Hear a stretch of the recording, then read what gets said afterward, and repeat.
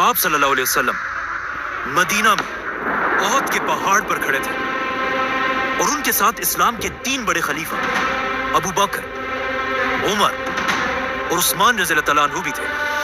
لیکن اچانک ایک زلزلہ آیا اور احد کا پہاڑ ہلنے لگا اور آپ صلی اللہ علیہ وسلم نے کہا، اے احد کے پہاڑ رک جا، تیرے اوپر ایک نبی، ایک صدیق اور 2 شہید کھڑے ہیں. اس حدیث کے بعد آپ صلی اللہ علیہ وسلم فوت ہو گئے، لیکن حضرت عمر اپنی پوری زندگی ان کی یہ بات بھول نہیں سکے. اسی لیے اپنی پوری خلافت میں حضرت عمر ایک بہت ہی عجیب دعا مانگا کرتے تھے کہ یا اللہ مجھے شہادت کی موت دے، لیکن شہادت بھی ایسی جو رسول اللہ صلی اللہ علیہ وسلم کے شہر مدینہ میں ملے.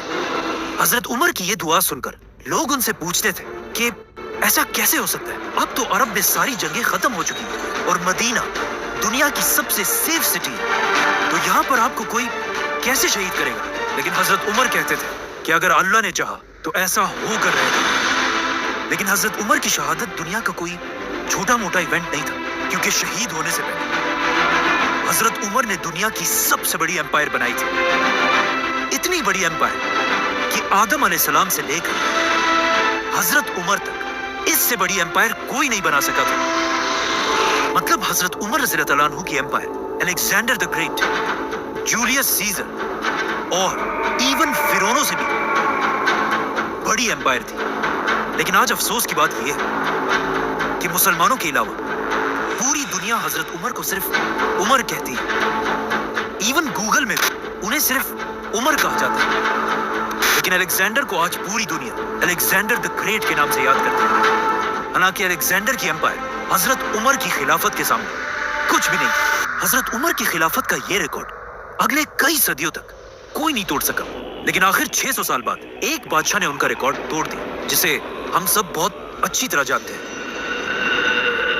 Now, حضرت عمر کی خلافت کے سب سے بڑے کاموں میں سے ایک فرعونوں کے ملک ایجپٹ کو فتح کرنا تھا، جو اس وقت کی دنیا کا سب سے پاورفل اور رچ علاقہ تھا.